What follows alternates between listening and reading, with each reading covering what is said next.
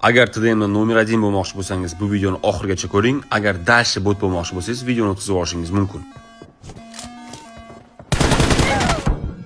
3-chi hechotni ham bermoqchi edim, lekin mana bu dabba o'tirib oldi. Ko'p gapirib o'tirmayman.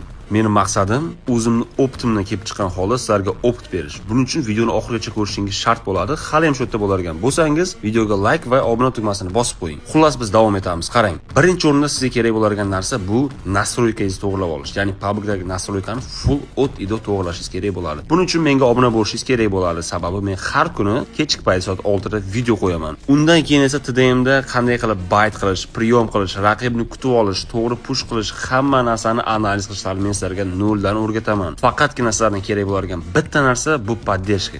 Agar mana shu video 3 kun ichida 10 mingta like yig'adigan bo'lsa, men o'z challenge'imga start beraman. Hammaga xayr, salomat bo'linglar.